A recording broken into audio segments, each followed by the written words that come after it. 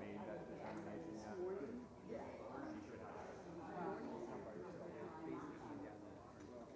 You should have.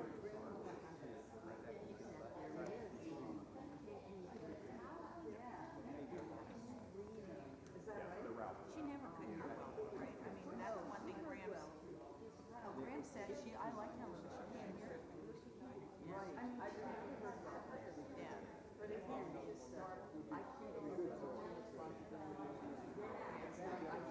And those poor old people don't yell when they don't yell. Hey, Grandma can't yell if she wanted to.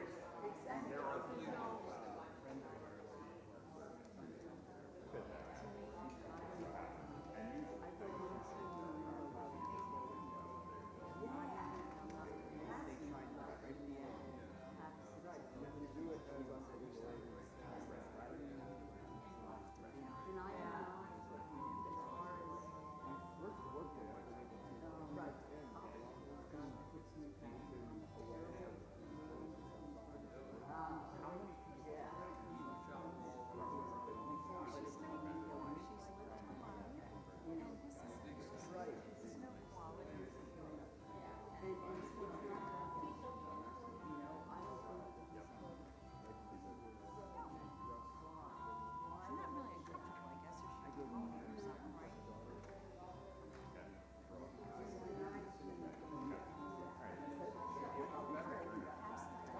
Haven't you done that? So bored. Like, how could she just, that's a lot of hours.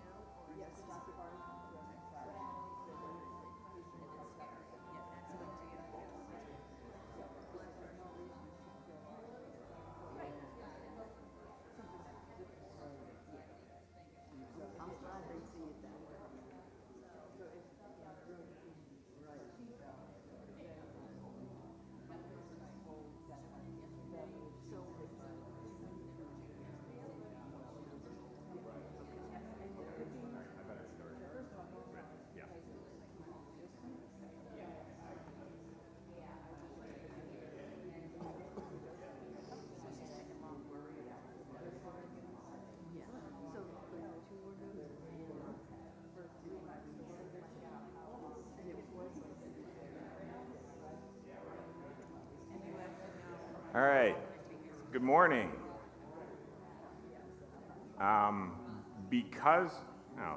Thank you, Glenn. Because this is a popular move, I'm going to do it. Actually, it's not a popular move, but if you're not as close as we're going to go to the Johnstones, come up here. You're going to get to sit in your favorite seats for the service, I promise. Yeah, so even you two. Yeah, that's right. One row further. There you go. Oh, all right, very nice.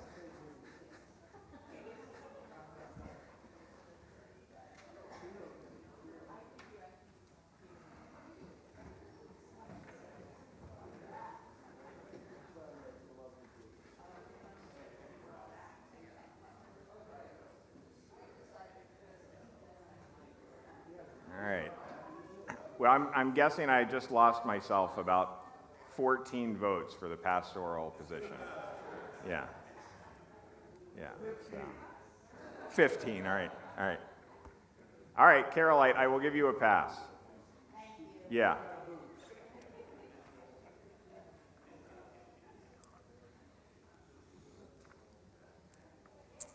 All right. So you all know we're doing a Q&A, right, for the Italy DRC trip, and you can ask either direction, Italy or DRC. Mr. Moyer, would you pray for us?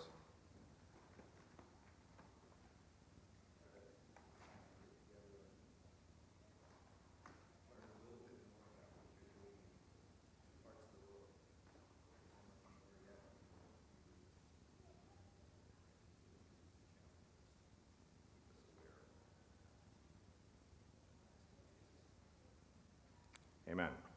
Thank you. I'm going to start because I had actually originally intended to leave 10 or 15 minutes of Q&A time last week, and obviously that didn't work because we went over 20 plus minutes. But someone sent me a couple of questions that encouraged me to go ahead and do a Q&A. So a couple of those questions, and then I'll turn it loose, you can ask whatever you want, were essentially, they targeted the question, do you think the Hampshires will ever be done there? In other words, do you think their translation work will ever be complete? And the answer to that is no. But it's a more complicated answer. The Hampshires do not actually do any translation work themselves.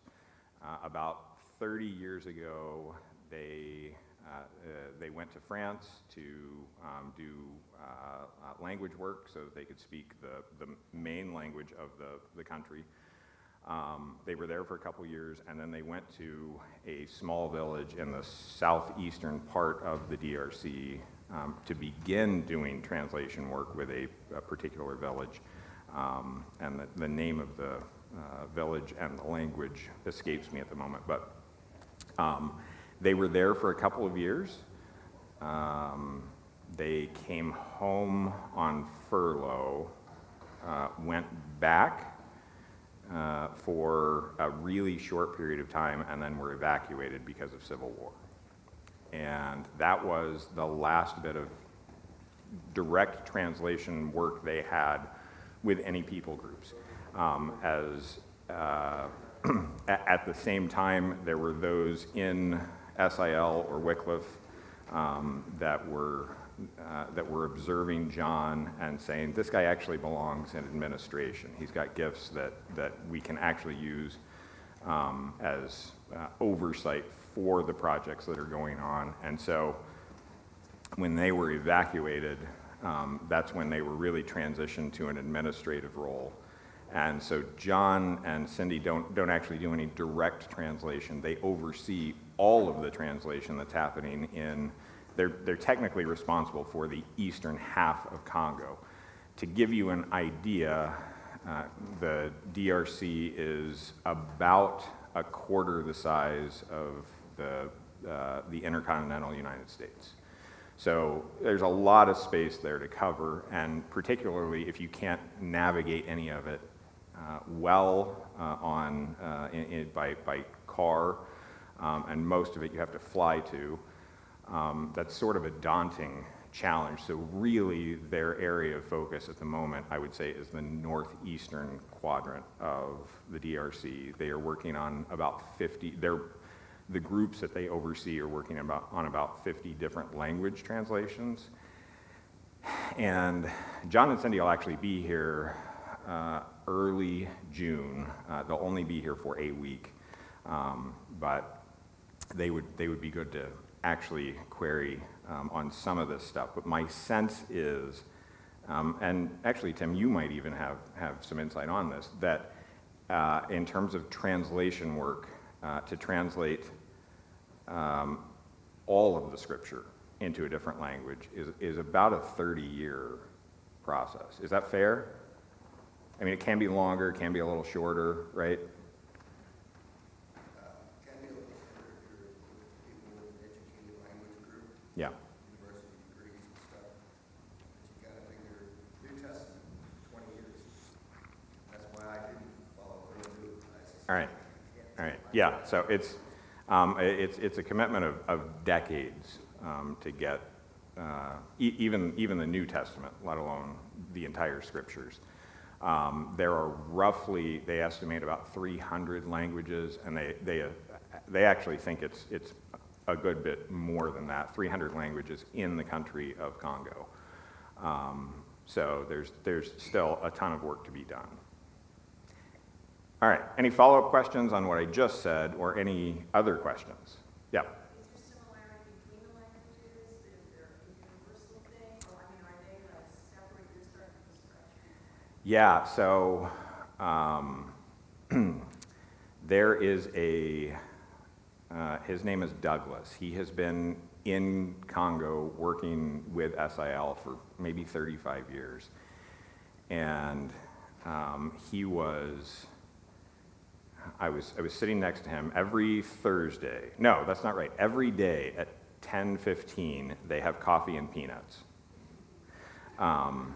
That's the highlight of everybody's day. You hear the bell and you know coffee and peanuts are out. And they've like just freshly been roasted, so it's a pretty special event. Anyway, I was sitting next to Douglas, who was writing these numbers out. And I said, "What are you doing?" And he and I sat there then for the next hour and a half while he educated me on what he was doing. And he was essentially using geometry and statistics in order to determine how similar a language was based on essentially 300 common words that you would find in any language. And based on does this language group share any of this versus like how similar are those languages? And so they actually have a division under John that's working on determining that, and then if you've got, say, 2 or 3 language groups, does it make sense to invest in translating for all 3 of these, or should we translate for one and then focus on a different group? So there's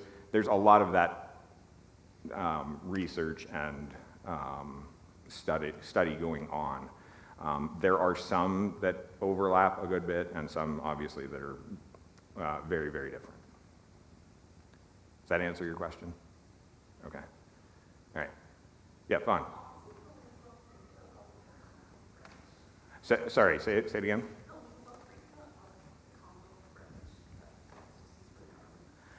Yeah, that's so the official language is French, and basically what that means is that in government and in education, that's what they use. So if they go to school, they go to school in French. But almost everywhere else in the marketplace, essentially, they call it the trade language. It's Swahili, is how most everyone else gets around. Yeah. Yeah. So in Orlando is where the Wycliffe headquarters is, and they have a translation museum. If you get an opportunity to go there, it's really worthwhile.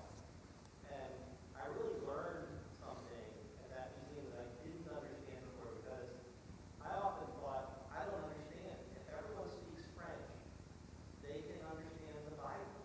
And I thought, well, this seems like a lot of just extra work in translating all these languages. But when I visited the museum, they had Bibles in different languages, and one of them was a translation into, I don't know, like Louisiana swamp language, or, it was very kind of We'll go with Creole. Creole, right? and I could read it and I could understand it, but to my ears, that sounds silly, and I thought, wow, it would be so hard for me to take the Bible seriously if it sounded like that. And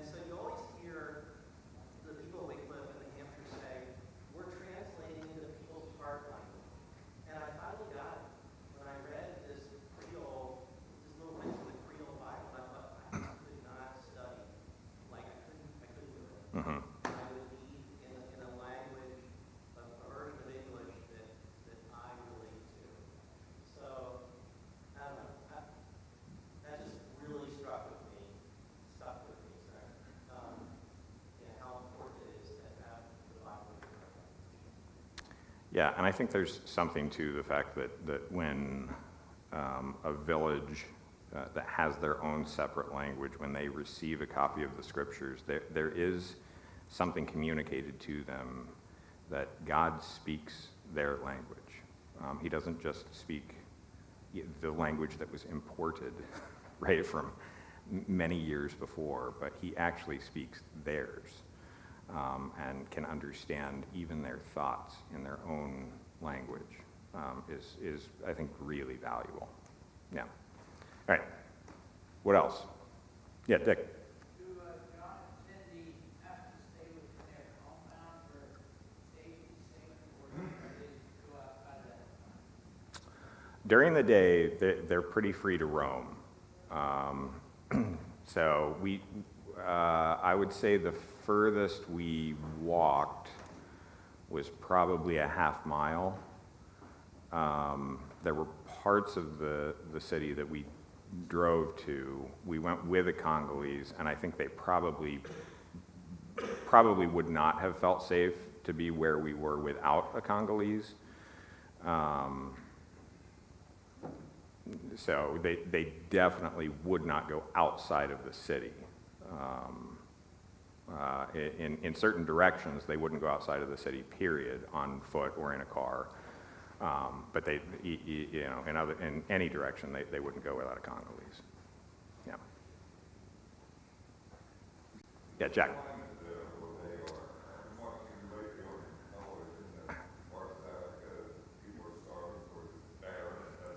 Yeah.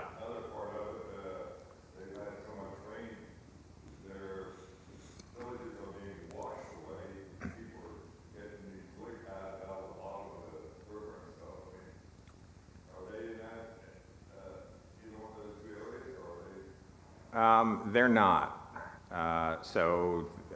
There were a surprising number of palm trees where I was. Apparently, those were all brought by the Europeans. They're not native or indigenous to that part of the world. We were about 1.5 degrees north of the equator, which I anticipated being miserable. But our elevation was pretty high where we were, and it was the beginning of rainy season. So it was, on some days, 78 and sunny. On other days, it was 65 and overcast. One of the, I don't know if any of you noticed in any of the pictures, but in many of the pictures, the Congolese people are wearing jackets or coats or sweaters or things like that. And so like on the 70 or 65 and overcast days, I would walk past people in winter coats and winter hats. And I was short sleeves, and we wore pants everywhere we went. John, it's not proper for men to be in shorts outside of the house. So they're pretty particular about that sort of thing. But it can get to be in the low 90s, but where they are, it doesn't get just miserably oppressive. So yeah, and because of where it is, it's positioned to the equator, it stays pretty much in that 75 to 90 range all the time. Yep, Ron.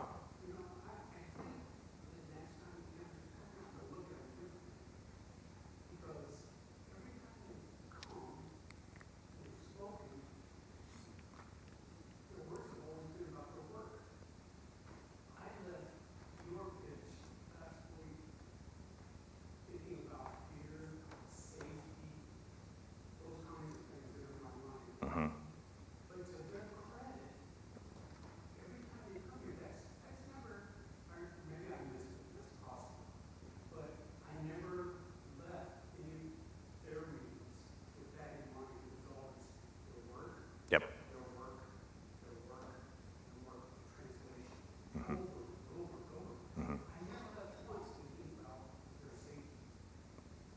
Yeah,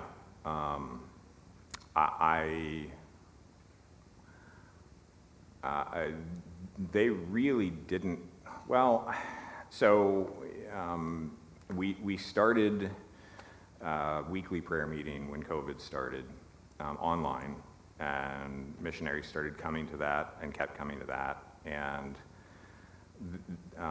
based on some of that, we started to get some sense of there being issues. John would ask for prayer because there were rebels near them that were creating certain problems. They don't typically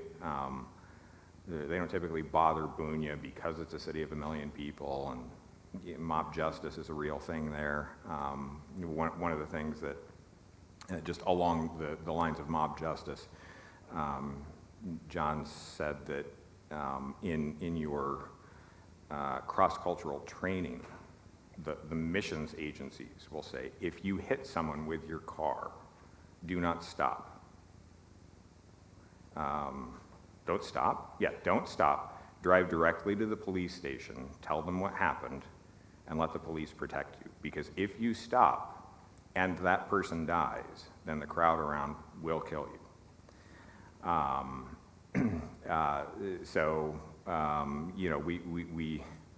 We got some indication from certain prayer requests that they shared that there was civil unrest around them, but not necessarily affecting them. The way that it was affecting them was that the rebels were preventing transports from coming into the city, bringing food and other various supplies. So there were points at which they were concerned about either people starving, or because there was difficulty with things coming in, the cost of goods was rising, and so either there wasn't enough food that would create starvation, or there wasn't enough money to buy the food that did exist that would create starvation. I didn't see any of that at the time that I was there, but we did get some indication just from the prayer meetings that, yeah, things are off the rails there in some capacity, but yeah, like they never talked about how always present the idea of security. Like, I had no idea that they had round-the-clock security at the gate of the compound. No idea that, I didn't even realize until midway through my trip that they were padlocking the door. I knew they were padlocking the steel cage that was outside of the door, but I didn't realize that that they had padlocked that as well. So at some point I'm going to ask them where the key is, just in case there's fire or something like that, and the two of them have already inhaled enough smoke that they're not helpful anymore. But yeah, to their credit, the real thing they're interested in is the work. The security aspect is always around, and I think part of the reason they don't talk about it is because they're awesome. But the other reason is that they're like a fish in water. Doesn't realize it's wet. Like, that's just what it is all the time.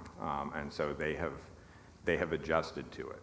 I went through this really tiny adjustment period where the first 2 days I was like, this is going to be the longest week of my life, and then it flew, and I had a brief amount of adjustment to where I started to really enjoy it.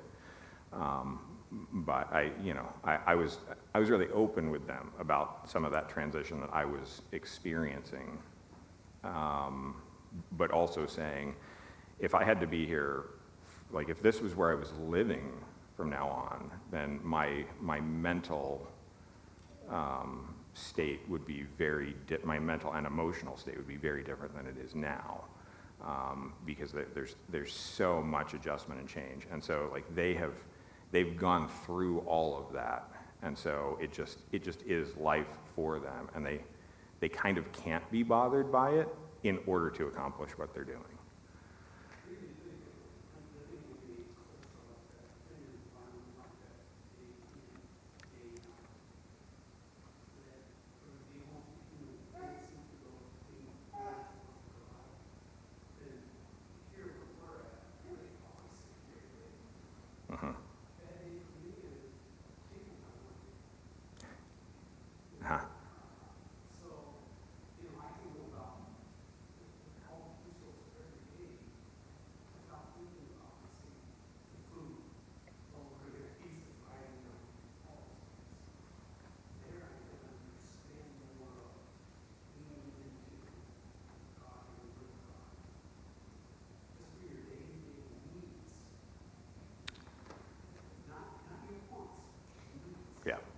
Yep.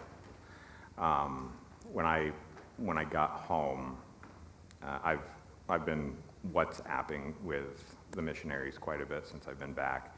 But when I landed at JFK, I let John and Cindy know because they were like, "Let us know when you get home." John texted me back and said something to the effect of, "It'll be an interesting adjustment period for you. Cindy and I don't really feel like we have a home there or here anymore. We don't really feel like we fit in or belong anywhere." When they come back here, like I think I described on, I think Easter Sunday while I was preaching, that I am uncomfortable with our comfortability. And they experience a lot of that to where just the things that they value and the things that we value are very different. But when I was in Italy, Kim, at our last lunch before we all sort of went our separate ways, Doc and Marilyn to just absolute paradise in the rest of Italy and me to Africa. When Kim asked, "What has surprised you about Italy?" And one of the things I said was that George and Kim are Italian. I didn't anticipate how much they would have assimilated themselves into the culture to where they really embrace Italian culture. And I would say to some degree, Italian culture allows them to be considered Italian. And so I was looking for the same thing when I went to Africa, and almost instantaneously I realized, John and Cindy will never be Congolese. That, not because they wouldn't embrace the culture to the same degree that George and Kim have in Italy, but because the culture simply won't see them in that capacity. John and Cindy are, in most respects, celebrities because they're white and American and tall. And so they just are always, whether they're seen to be outsiders because they didn't grow up there, or whether they're seen to be outsiders because they're considered somehow above everyone else, they just don't have a space, even in Congo, where they are most of the time, where they feel like these are our people. And when they come home, they don't have that space where they feel like these are our people. And to your point, Ron, that means they look a lot like the people that are described in Hebrews 11, who did not view this place to be their home and who were looking for a city that has better foundations, whose builder and maker is God. And for 7 days, I got to learn that from them. Yeah. Chris? Having experienced ministry in two radically different contexts from each other as well as here, what sorts of, I know this is probably pretty preliminary, but what's kind of your takeaway in terms of you're coming back to this culture, this church? How has your experience, or how do you think that experience will shape your work here as a pastor and our work together as a church? That make sense? It does. Yeah.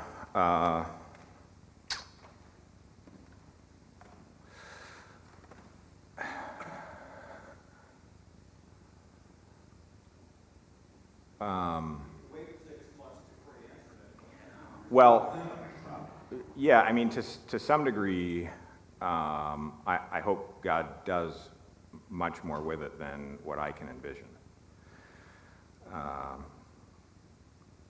I do believe that our church has the strongest commitment to missions giving I've ever seen. I don't know any other church anywhere that gives roughly a third of their budget to missions. I was doing pulpit fill for a church in Nazareth. I just preached there once in June, I think, and we went to lunch with their elder chairman afterwards and his wife, and we were just chatting about missions and other aspects of church. And I mentioned that our church gives a third to missions, and his jaw hit the floor, and he said, "We're really trying to get ourselves to 6%. We give a lot to missions. I believe that our dollars have well outpaced our passion.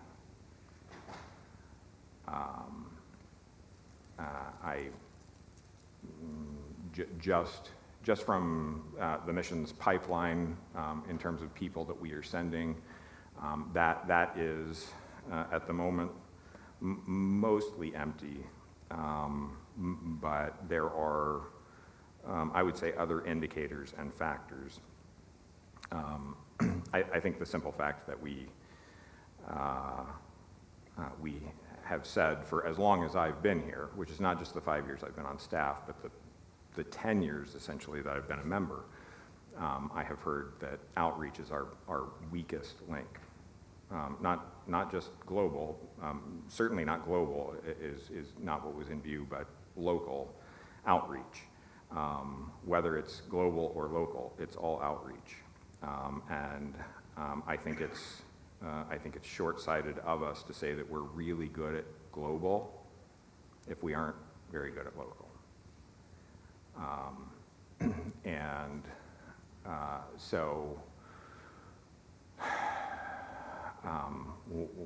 One of the things that I think is essential in the future at Hilltown, with respect to our missions program and by association our outreach program, is that it has to be,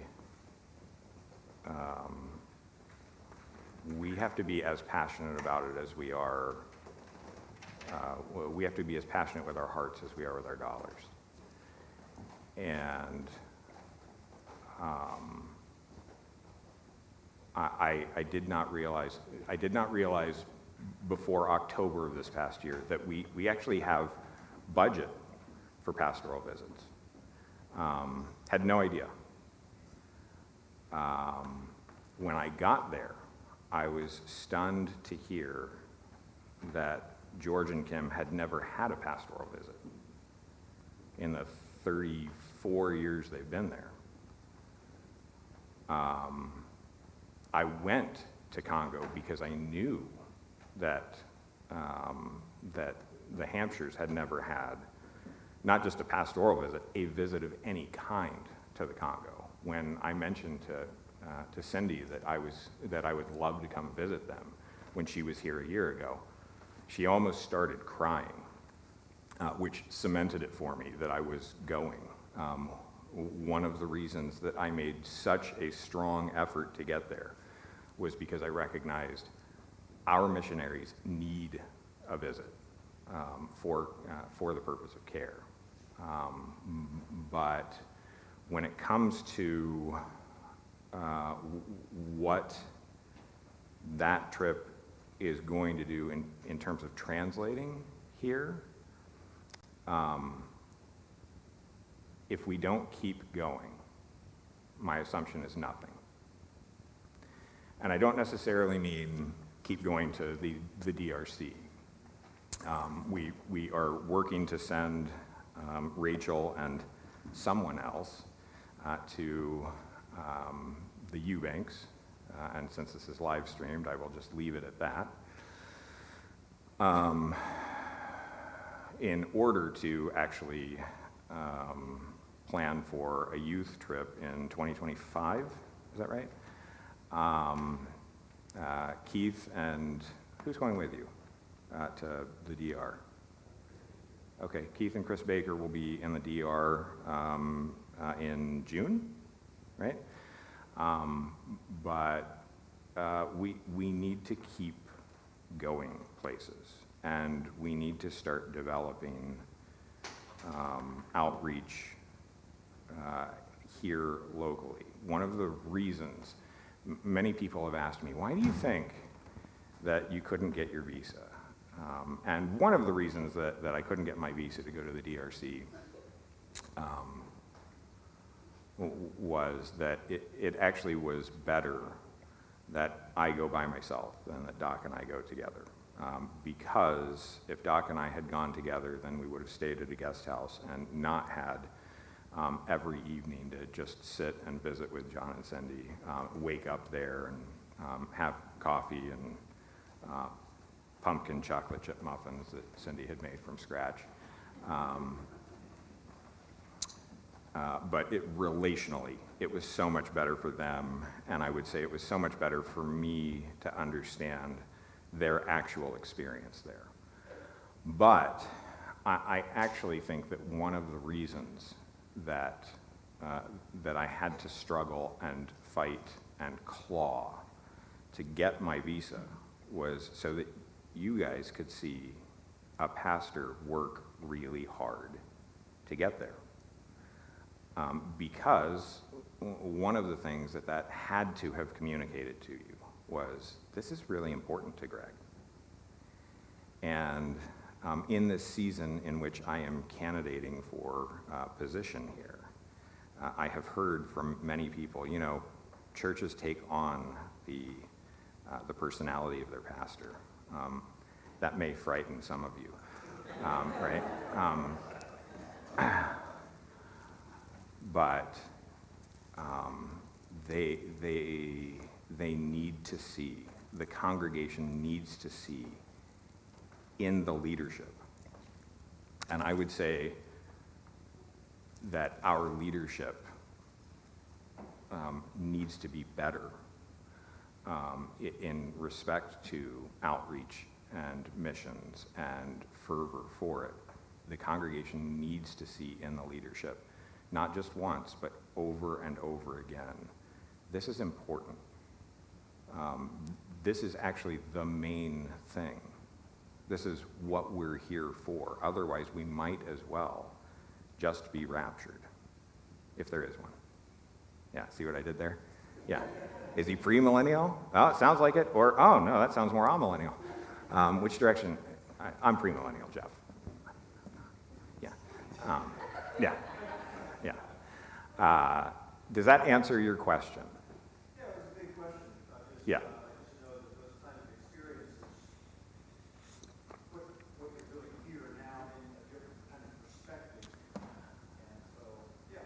Yes, I went, and I don't know if there were certain things that I wrote in the weekly email that came out before I went that essentially said, I'm going in order to pick up the fire that they have in Italy and Africa so that I can bring it back here and light the rest of us on fire. Implicitly, that means we're not. Right? And now I'm telling you directly, we're not.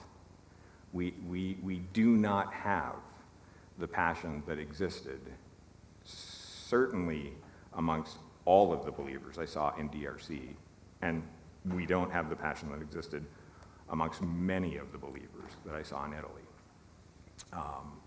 for outreach that will cost us dearly. So the reason for going was care for the missionaries, but also fire for our own people. If we don't continue to feed that fire and stoke that fire, it will die out.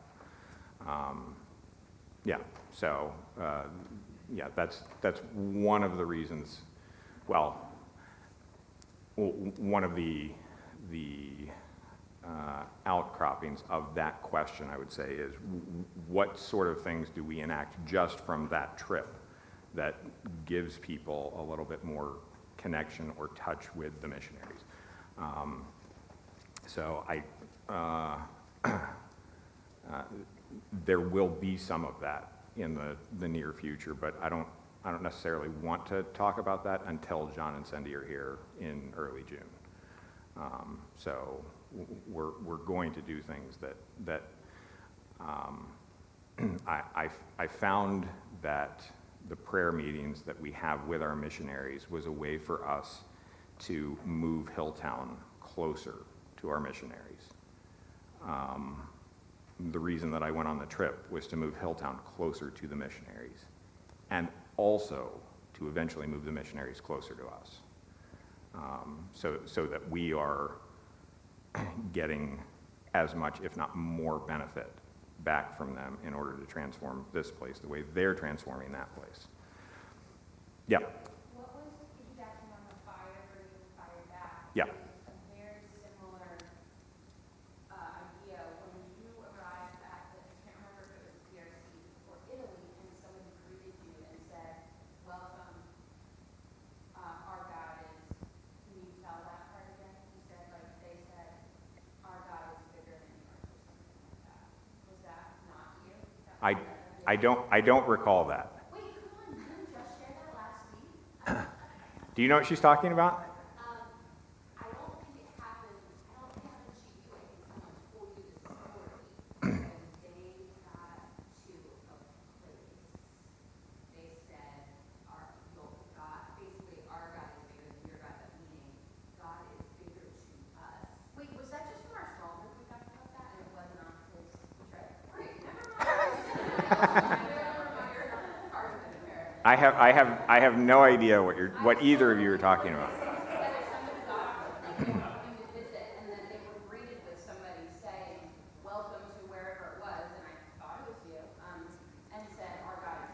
Yeah, no, the only greeting I got off of any plane was an immigration officer in the DRC just pointing at the plane and saying, bag.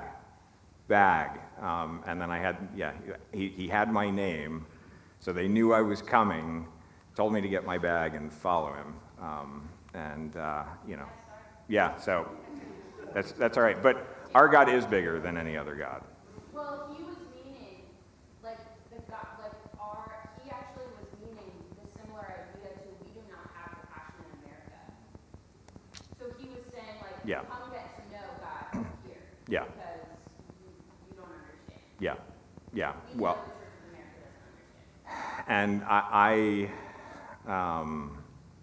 didn't put any of the pictures up today, but if you remember the group of guys in the shack doing translation from a place that had been dispersed, the leader was in an orange shirt. Them talking about all the things that God was doing there. And he just went on and on and on and on, and then turned it around and said, now, tell us about the church in America. Yeah. I said that to another pastor. I related that story to him last week. He doesn't go here. It's not Chris Edwards. But, so I told him that story, and he said, yeah. He said, did you say in America we don't agree on wearing cloth masks? Like, there's some of us that we go to this church or we go to that church because, we had to wear masks, and that was bothersome. And I'm not taking any position on masks, and neither was he, but just like that was enough to distract us from the work of the ministry, at least in some capacity. And these people are moved here, there, and wherever, and are suffering death and all sorts of other things, and it doesn't bother them at all. So it was just, again, I don't mean to make it political, and neither did he, but just the point being that we're so easily distracted compared to what you find there. Yeah, Ron. A key question for you is,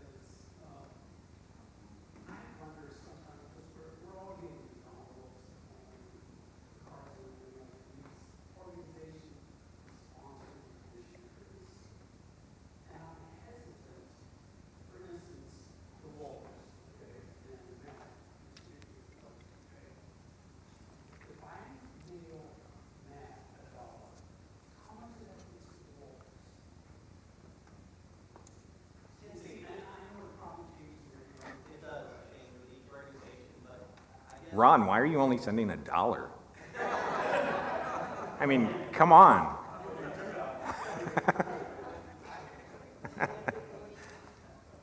Somewhere, I would say on the low end, the mission organization takes 10% for administration. And I think on the high end, maybe 13%, so somewhere in that range. And the rest goes down to Walters. Right. And their needs, they have. Right.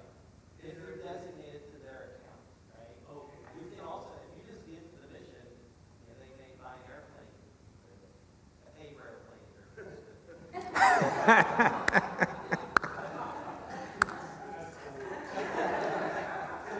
10-15% is what that's on, how many case, when you say across the board? Yeah. Okay. And we do evaluate that. If there's a significant change or if we are dealing with a new agency, the mission committee will evaluate that agency to make sure that they're accountable financially, that they're aligned with our beliefs, that they provide care and retirement and all kinds of things. So we do evaluate that as well. Are we breaking any rules? Let's just say, is it something we should not do? If we get a visit from Hampshire or Walters, and you needed it back, and you gave them cash, are you breaking some law there? Are we not? Is that, don't do that, or? I don't know the accounting rules for declaring gifts. When we take the Thanksgiving offering and we give that to the missionaries, we give that directly to the missionaries because the agencies, there was IRS changes 2 years back where they don't like gifts going through the mission agency any longer. And I know that I think the limit on the 1099 is $600 per year. So if our gift in any 1 year is over $600, then the church sends the 1099. But for individuals, I don't know. It's really more than accounting.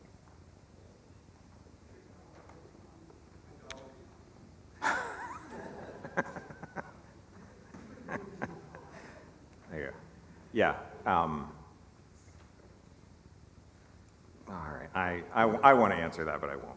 When I was with Wycliffe, which is John and Cindy's organization, 10% went to the mission organization out of everything that came in. So if, like, I was visiting here and you gave me a gift, I would report it to them. Somewhere they would grab that 10%. If it was coming from family, however, it was exempt from that. It was considered like a family gift. Okay. So my parents could give me money directly and nothing was assessed out of it. It was a self-assessment, considered in Wycliffe a self-assessment. We assessed ourselves 10% to help run the needed infrastructure back home. Some small branches of Wycliffe, well not small, but a small minority of the branches of Wycliffe also had a field assessment that was on top of that was a little bit to run their branch organization. My wife grew up in Papua New Guinea, and their 10% of it went to the organization in the States, and another 1% went to the Papua New Guinea branch to sponsor their aviation brain stuff, you know, all kinds of stuff, whatever it takes. But you felt comfortable with 90%, it was something that usually ended up in your account. Yeah. Okay, yeah. With Wycliffe Bible Translators, 90% of what came in went right into our account, minus taxes or whatever. Do you think when is the Papua making a call to write a check directly to them? Is that maybe, or as a missionary, would they rather see it just go through the foundation, you know, If they're here, they can use it right away. If you send it to the organization, it's a month. It'll be the next month until it comes back to them. Or maybe even 2 months, depending when you send it in. So if they're traveling, a lot of times it was nice to get gifts from people because we had the money to spend, pay gas in the car to get to the next place we were visiting or whatever. But ultimately, we reported it no matter what. Because you want to get a tax credit for it too. We want to be accountable to you as well.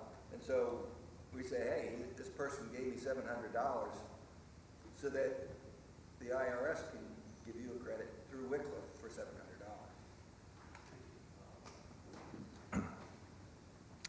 All right, what else? Just so you know, John and Cindy are watching right now, so you can say. Oh, hi, John and Cindy.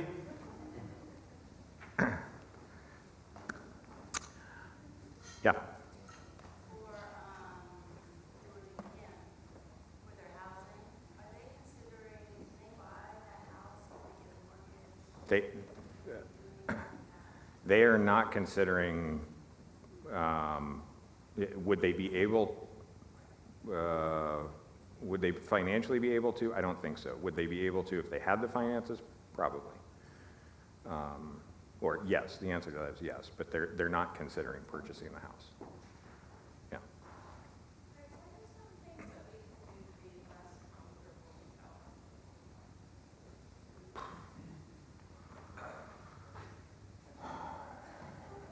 Well, what did you come back with, like, what were some of your thoughts? Back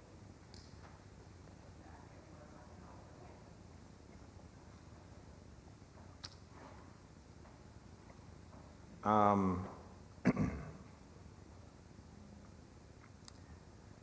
like, I don't think that when John and Cindy come here, and I'm committing you guys to this at this point, where are the cameras over here? I'm committing you to this.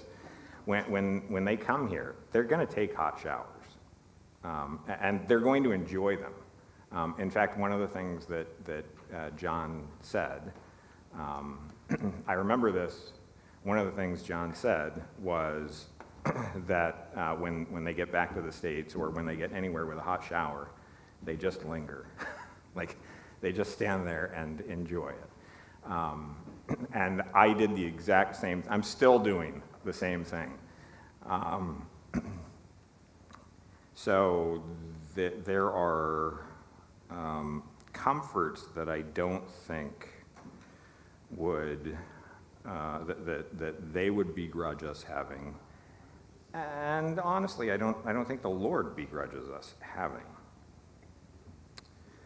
When I flew back home, I flew from Entebbe to Nairobi, Kenya, and came off the plane and went through immigration, and we went through the whole security check, take your shoes off, put your bag through the thing, go through the scanner, and then I came to the gate, and this was a direct flight, Nairobi to JFK. And because it was Nairobi to JFK in particular, or probably any New York area airport, they had it set up to where you went through security all over again. Pull out your passport, take your shoes off, your bag goes through the thing, you go through the scanner. And they had built a section around the gate, glass-walled section that just kept everyone in that space. We had just bought water, that went through the scanner, they threw it away, right? Like, and then we were stuffed into this section that was not big enough for all the people that were going to get on the plane. And we just stood there, stuffed together, packed in at midnight, waiting to get on our plane, our 15-hour flight. And had that occurred 2 weeks before I went to Africa, I would have been losing my mind. I would have felt so incredibly entitled. How could you stuff me into this? I'm a paying customer. What's wrong with you? Do you not realize you're going to load these people onto this plane for the next 15 hours and you're starting off by irritating them? Like just logically, that's a non-starter. Why would you do that? And instead, I just stood there and was fine with it. I observed the difficulties that were going on, but I looked at what I had come from in Bunia and where I was standing, about to get on one of the world's most advanced commercial airplanes that was going to take me 7,000 miles in 15 hours, a feat that wasn't even possible for most of human history. And I worked to be content. I worked to not complain or to be bothered.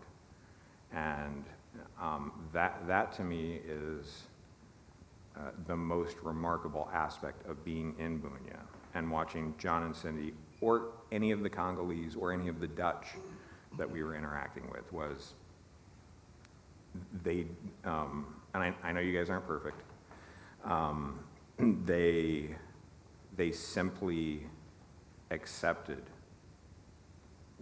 what life had to give them, and they recognized that it was not solely what life was giving them.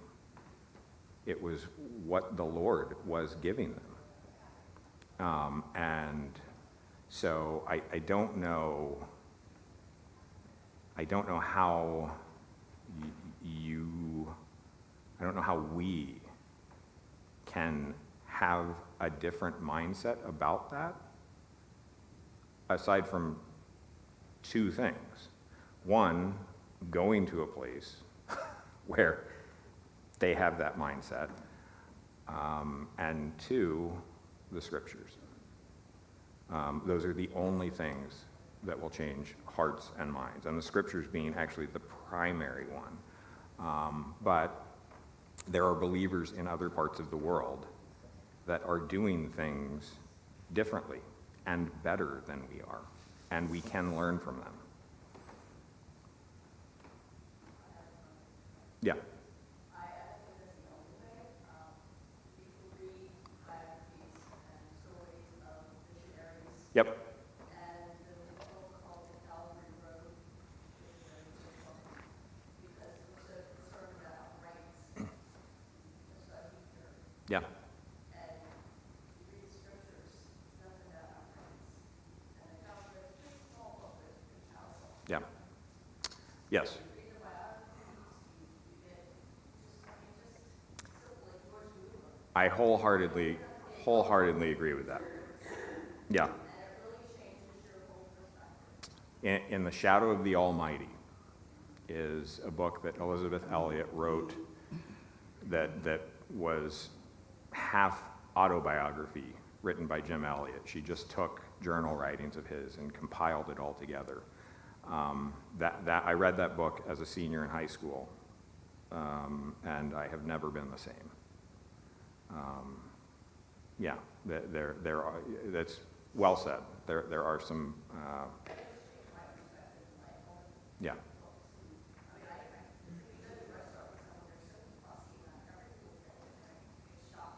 Yeah. Yeah. Yep. All right, one more. Unless we don't have any more. We tackled everything. I was just thinking about the last thing, it's not really a question, but holding things loosely here, they're passing flower space. I mean, every convenience, every fad, everything just it's gonna change to the next year. Mhm. Eternity for you, just changes your perspective. The thing that this sort of group is going to be from the next 20 years. So it's a mindset as well for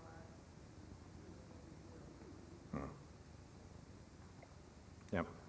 All right, one more. Go back to only one of them. Can we cut the live feed? Can we cut the live feed?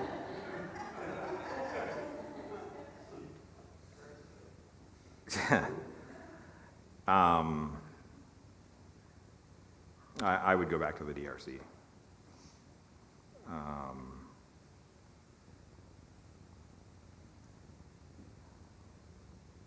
Yeah,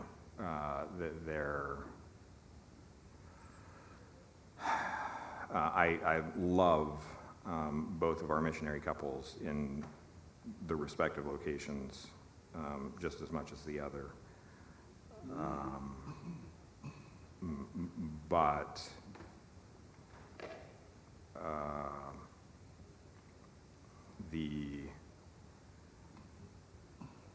I think the overwhelming isolation of that place, I can't communicate to you how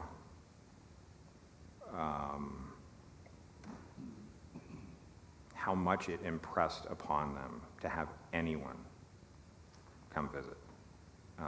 They know that, one, it's not safe, but two, it's not like, there's nothing vacation-like. You know, in Italy, like, we went to some places that there were tourists going along with us that were taking in the sights and foods and things like that. There's nothing like that in the DRC. You know, people have asked me, did you go on safari while you were there? Yeah. Well, This was your checkpoints, right? yes, yeah. I have shown some people the only wildlife I saw, other than a few stray dogs, was a parrot that was kept as a pet by someone. But yeah, like, no, we didn't see any wildlife because we were inside concrete walls. And so I would say that between the just the abject isolation that they experience and what it means to have a visitor there for them, and then also experiencing life and difficulty and joy and contentment there, is just, there are those things present in Italy. I did see things like it, but not to the same degree. And so I would say, for their benefit and for my heart, the DRC would be a better place for me to go back. I will go back. So I'll also go to Italy. I'll take Amber to that one. Yeah. And to Bunia. It'll be a good time, honey. I promise. Yeah. Yeah. All right. I'm going to cut us loose. Mel, are you all right praying this out? Okay. Lord God, thank you that your Son this morning chose us to be your own, God, and to trust you in the goodness of Jesus Christ, Lord, we thank you it's a mighty word to tell, that the whole world needs to know. We thank you for those that you've placed in different places around the world. We ask for effectiveness in the ministry. We ask that they will be enriched by the wonderful promises and precepts of your word to them. Lord, we ask that they would not be overcome by discouragement and other things that come their way like the enemy, and that they would really see fruit from their work. And ask that you would just bless them, increase our discernment and understanding in how to come alongside and help them and serve you by serving them. So Lord, we love you and we appreciate this time to hear about your work in the world. In your name we pray. Amen. All right. Thank you, everyone. See you in 20.